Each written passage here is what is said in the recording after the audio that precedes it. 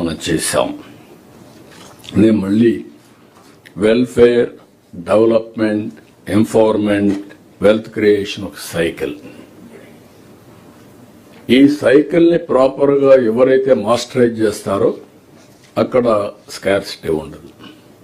ఈ విషయం కూడా మీరు గుర్తుపెట్టుకోవాల్సిన అవసరం ఉంది. అభివృద్ధి లేకుండా సంపద లేదు, సంపద లేకుండా సంక్షేమం లేదు, సమాజాన్ని ఎంపవర్ చేయలేము. ఈరోజు సో కాల్డ్ డెవలప్డ్ నేషన్స్ అనే ఒకప్పుడు మనలాంటి సమస్యలు ఫేస్ చేశారు.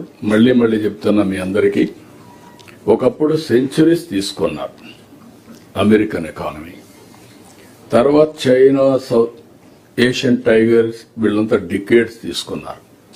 ఇప్పుడు ఇయర్స్ లో మనం చేసే పరిస్థితి వస్తుంది బికాస్ ఆఫ్ టెక్నాలజీ. అన్ని డికేడ్స్ కానీ అన్ని సెంచురీస్ అవసరం లేదు, అలాంటి అడ్వాంటేజెస్ ఉన్నాయి. సూపర్ 6 తో భద్రత, భరోసా కల్పించాం. P4 తో పేదరికం లేని సమాజం, ఆర్థిక అసమానతలు తగ్గించే విధానానికి శ్రీకారం చుడుతున్నాం. 28 బెస్ట్ పాలసీలతో ఏపీ బ్రాండ్ రాష్ట్రంపై అంతర్జాతీయంగా నమ్మకాన్ని క్రియేట్ చేసిన నేషనల్, ఇంటర్నేషనల్ ఒక ట్రస్ట్ క్రియేట్ చేయగలిగాం. రాష్ట్రంలో పెట్టుబడులు ఒక పండుగ వాతావరణం జరుగుతున్నాయి. ఒక మాటలో చెప్పాలంటే, ఒకప్పుడు బుల్లెట్, రాయల్ బుల్లెట్, అది మెజెస్టిక్ రైడ్ ఒకే తమిళనాడులో ఉండేవాడు. Yesterday we have cleared to get to Andhra Pradesh. Royal Enfield.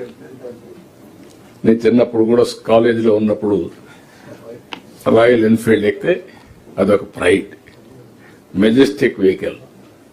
అది ఒక్క తమిళనాడులో అంటే మనం తేగలిగాం.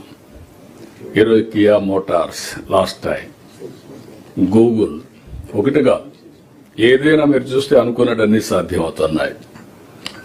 ఇవన్నీ అయినాయంటే 28 బెస్ట్ పాలసీలు తీసుకొచ్చాం. ఏపీని ఒక బ్రాండ్గా నిలిపాం. అదే మరి 17 SIPBలు పెట్టి 283 ఆమోదించాం కంపెనీలన్నీ. 23 లక్షల కోట్ల రూపాయలు MOUలు సైన్ చేశాం. ఇవి పూర్తయితే మేము ఇచ్చిన హామీ 20 లక్షలు, 24 లక్షలు వీటితోనే ఉద్యోగాలు వస్తాయి. ఇంకా రాను పెట్టుబడులు నిరంతరం వచ్చే పరిస్థితి వస్తుంది. గ్రీన్ ఎనర్జీ, డేటా సెంటర్స్ చిరునామాగా ఆంధ్రప్రదేశ్ తయారైంది. మొన్నటి వరకు ఈ 2 పేర్లు మనం వినలేదు. గ్రీన్ ఎనర్జీ అనే మాట వినలేదు. ఇప్పుడు గ్రీన్ హైడ్రోజన్కి వెళ్ళిపోయే పరిస్థితికి వచ్చాం. నేను ఏదైతే గ్రీన్ హైడ్రోజన్ వ్యాలీగా చేస్తా ఉన్నామో ఆ దిశగా ముందుకు పోయే పరిస్థితికి వచ్చాం. ఇంకొక పక్క డేటా సెంటర్స్, AI, క్వాంటమ్, ఇవన్నీ రియాలిటీ. ఇవన్నీ కూడా ఇప్పుడు దానికి చిరునామాగా మనం తయారు చేసే పరిస్థితికి వచ్చాం. Big investments, Google, Arcelor Mittal, ReNew, అదే మరి BPCL, ఇలాంటి బిగ్ కంపెనీస్ అన్ని ఆల్మోస్ట్ ఆల్ ఇండియాలో ఉండే all top groups, big corporates, they are all in Andhra Pradesh now. దీనికోసం మనం చూస్తే రోజుకు ఒక ఒప్పందం, వారానికి ఒక శంకుస్థాపనలు. శ్రీ సిటీలో క్యారియర్ ఎస్టర్డే 2020 దేశంలో తయారయ్యే ఏసీల్లో 80% మన దగ్గరనే తయారవుతాయి. అలాంటి చాలా వాటిలో లీడ్ ఇచ్చాం. అంటే దేశానికి మనం ఎండలు ఎక్కువ ఉంటే కూల్నెస్ ఇచ్చే పరిస్థితికి వచ్చాం. మీరు గుర్తుపెట్టుకోవాలి ఇన్నోవేషన్. ఒకప్పుడు ప్రపంచంలో అందరూ ఏసీ అంటే ఏదో ఒక స్టాండ్ అలోన్ సిస్టమ్ పెట్టుకునే పరిస్థితి నుంచి ఈరోజు అమరావతిలో డక్ట్ ద్వారా ₹1 ఖర్చు లేకుండా మనం కూలింగ్ ఇచ్చే పరిస్థితికి వస్తున్నాం. సర్వీస్ ప్రొవైడర్స్ వచ్చి పెట్టే పరిస్థితికి వస్తున్నారు. ఇక్కడ జిల్లాల వారీగా ఫోకస్ పెట్టాలి. లాస్ట్ మైల్, లాస్ట్ ఫ్యామిలీని మనం రికగ్నైజ్ చేసే పరిస్థితి రావాలి.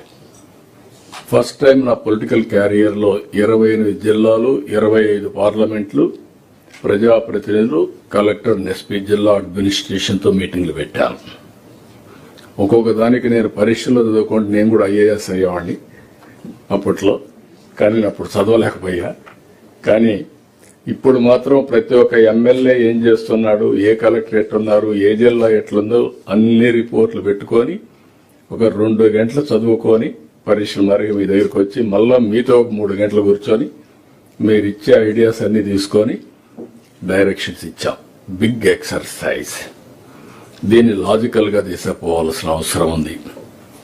మండల స్థాయి నుంచి జిల్లా స్థాయి వరకు సమస్యలు, పరిష్కారాలపైన చర్చలు చేశాం.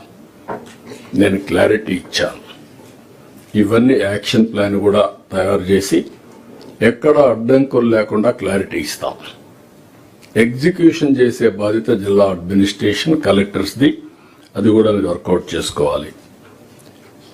సమస్యలు మీరు చూస్తే అన్నెసరీగా 22 ఏలు పెట్టేయడం, వాళ్ళు ఆఫీస్ తిరగడం, ఒక అధికారి యొక్క అనాలోచన అని కానీ రాజకీయ నాయకులు కానీ ఎవరైనా కానీ కొన్ని ల్యాండ్స్ అన్ని గవర్నమెంట్ ల్యాండ్స్ లో పెట్టేయడం, ప్రొహిబిటరీ ల్యాండ్స్ పెట్టేయడం, అక్కడి నుంచి ఇంకా వాళ్ళు తిరిగి కాళ్ళు అరిగిపోయేట్టుగా అవస్థలు పడడం, అవన్నీ పోవాలి.